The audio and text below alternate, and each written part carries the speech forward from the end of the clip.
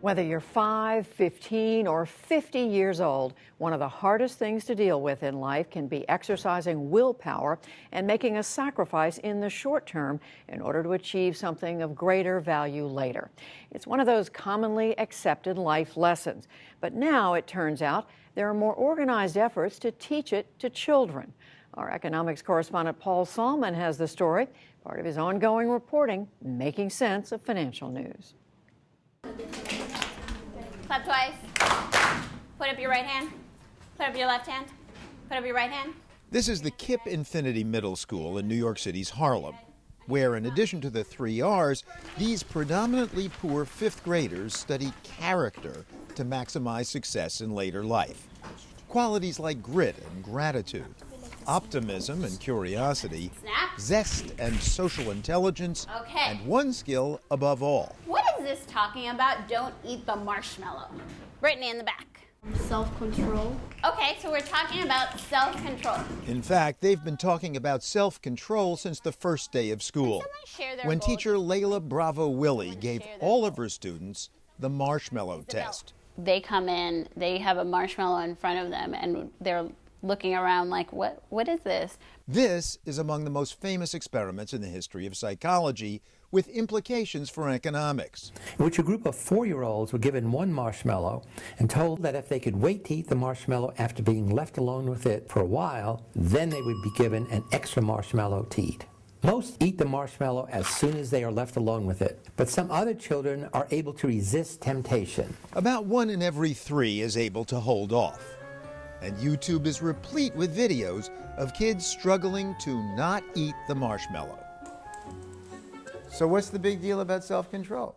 The big deal about self-control is if you have it, you're able to actually pay attention to the teacher and to learn. Psychologist Walter Mischel devised the marshmallow test 50 years ago, running it on hundreds of preschoolers at Stanford University. 12 years later, he found significant differences between those who had wolfed down the marshmallow.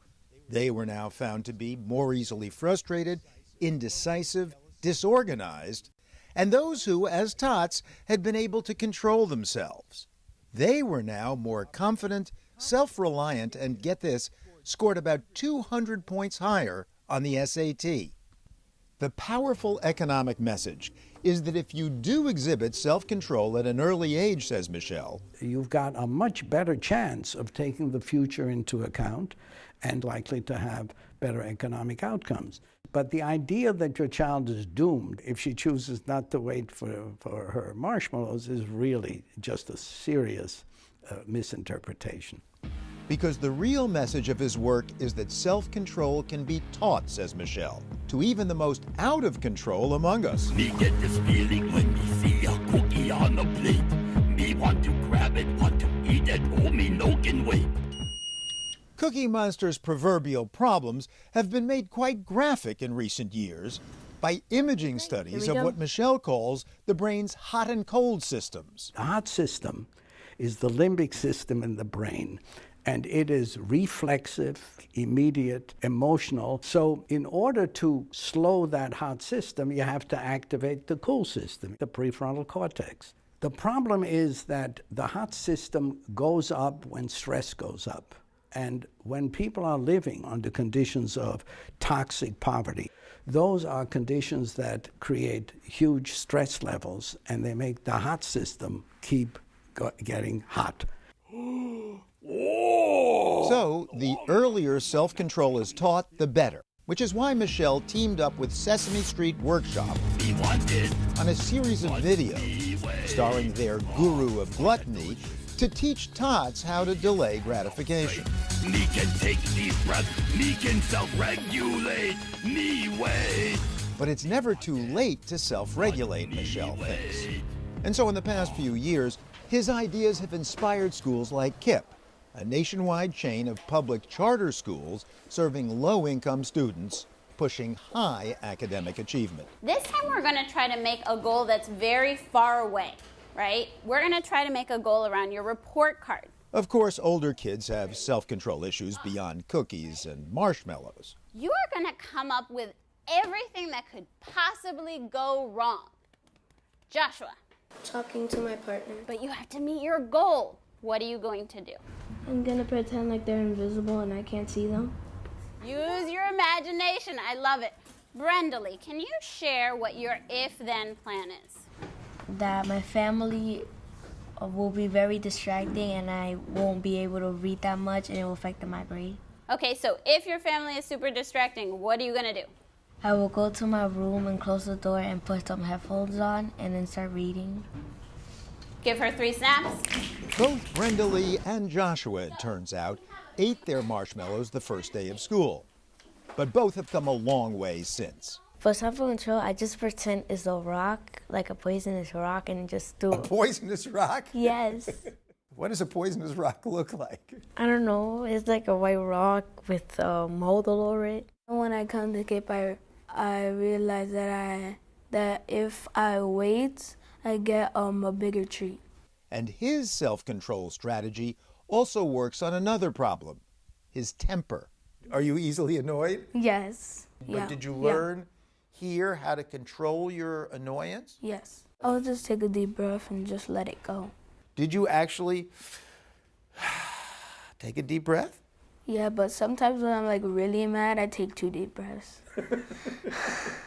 Have you ever gotten so mad you needed to take 3? Yes. Yes? What's the most deep breaths you've ever taken? I've taken 5 deep breaths. When kids get to be 10, 11, 12 years old, their temptations begin to be some of their own feelings. For example, the feeling of anger, the rising of one's own temper, the readiness to hurt someone else because they have teased you or provoked you or made you feel bad. And so that's why the KIPP schools are teaching kids as early as possible. Exactly. The relationship between good behavior, good consequences, bad behavior, bad consequences. Right now. Most KIPP students are chosen by lottery, regardless of prior academic record. Almost all meet federal poverty guidelines.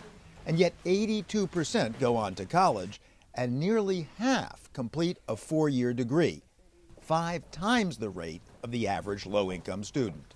What's happening to the kids you grew up with who never went to a KIPP school? You know, they're not in school. They probably have their own kids at this point. You know, they're living a very hard life. Even among successful KIPP alumni, George Ramirez stands out. Born and raised in the South Bronx, a mediocre student pre-KIPP, Ramirez is now a senior at Yale, majoring in history and physics. I think one thing that I learned at KIPP really well is that a lot of your effort doesn't reap any success until way later in the future.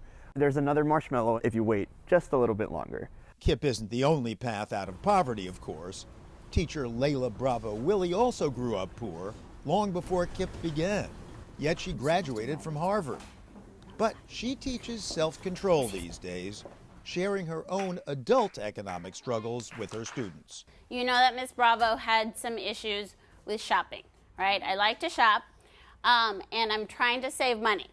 So if, for instance, I come across a store that I like a lot, then I will pretend that that store has bed bugs. Yeah, then I won't go in.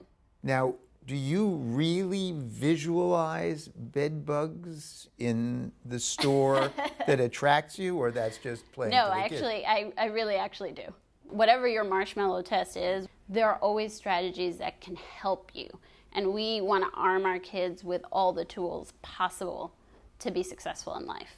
Tools that even the most recalcitrant can apparently learn. Paul Salman in New York and reasonably self-controlled for the PBS NewsHour.